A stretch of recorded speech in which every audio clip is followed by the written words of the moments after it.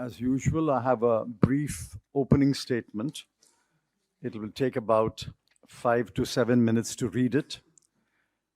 And after that, Dr. Gaurav Vallabh will give the gist of it in Hindi, and then we'll take questions.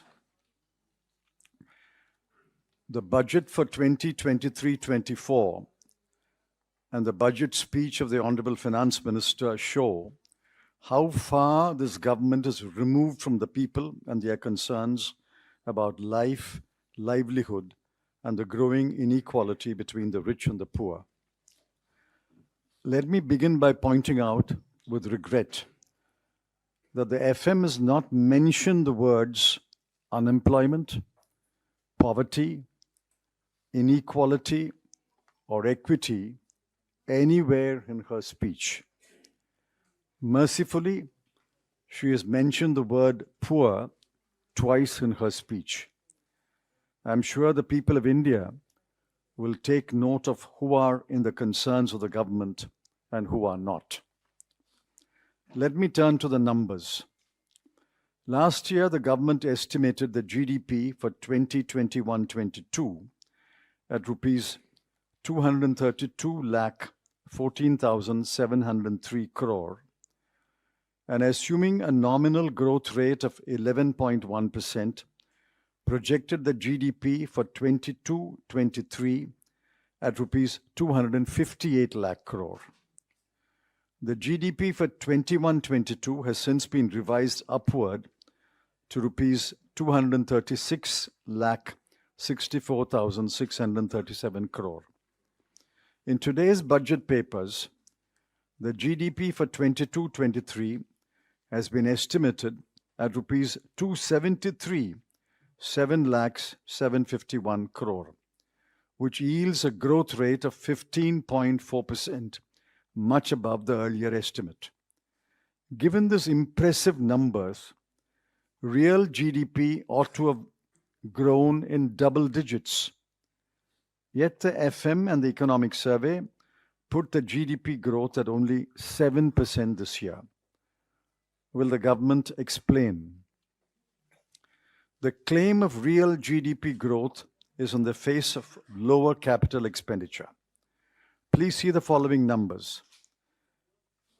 In the current year, the BE and RE numbers, capital expenditure was budgeted at 7,50,246 crore. Revised estimate is lower at 7,28,274 crore.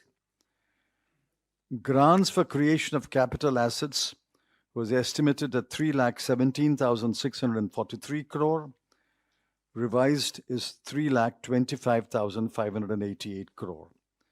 The effective capital expenditure was estimated at 10,67,889 crore, but revised downwards to 10,53,862 crore.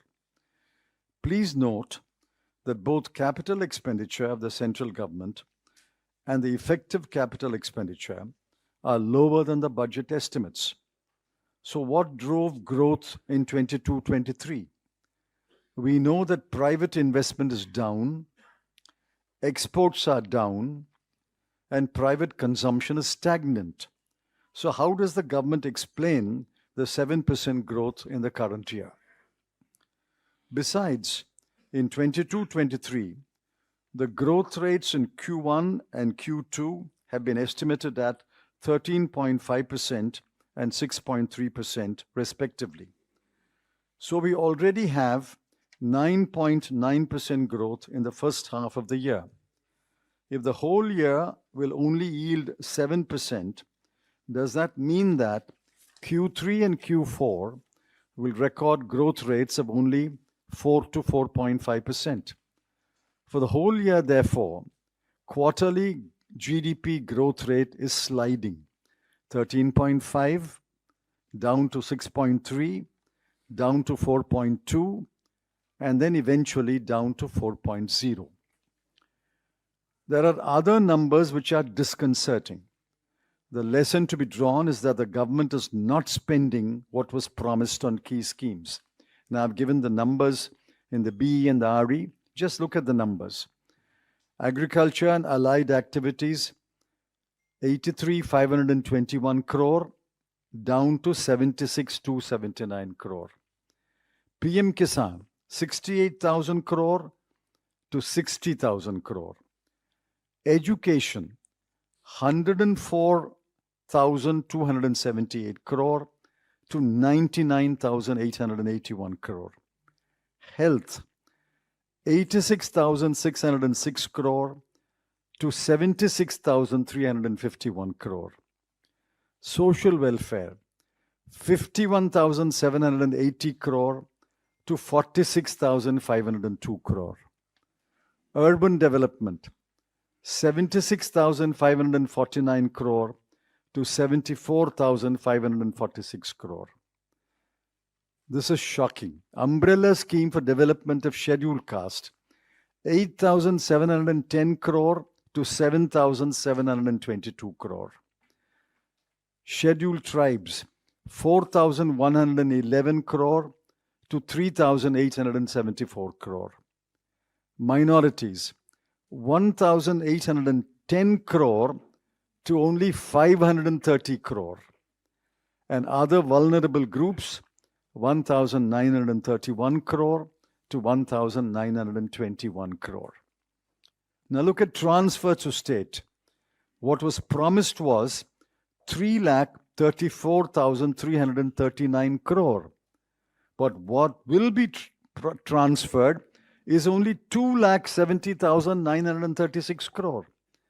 Where have the remaining 64,000 crore gone?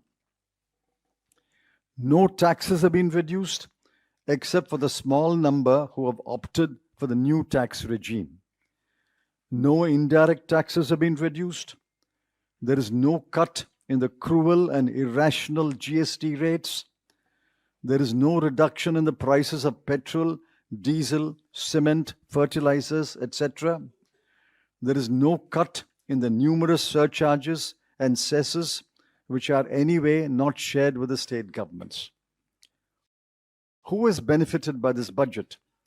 Certainly not the poor, not the youth looking desperately for jobs, not those who have been laid off, not the bulk of the taxpayers, not the homemaker, not the thinking Indians who are shocked by the growing inequality, the rise of the number of billionaires, and the wealth being accumulated in the hands of the 1% of the population.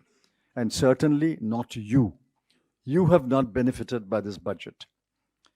This much is clear. The government is determined to push the fortunes of Gift City, Ahmedabad, at the cost of other commercial and financial centers. The government is also determined to push the new tax regime, for which there are few takers for a variety of reasons.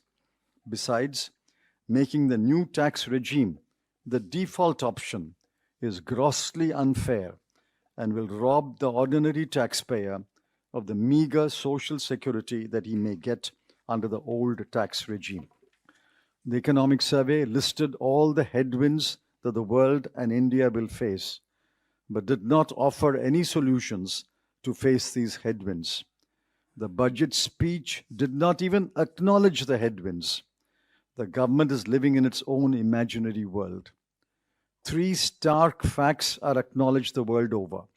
1, world growth and world trade will slow down significantly in 2023. For India, it will be 2023-24. 2, many advanced economies will go into a recession. 3, the global security situation, thanks to the Ukraine war and other brewing conflicts, will deteriorate. If all 3 materialized, what will the government do? What kind of burdens will that place on the people who are suffering owing to inflation and unemployment? There were no answers provided either in the Economic Survey or in the budget speech. This is a callous budget that has betrayed the hopes of the vast majority of the people. Now be the first to know about the latest updates on our new news app. Go on your Android or iOS, search for HW News Network. Download our app, choose the language you prefer to get updates in, and be up to date with the latest news.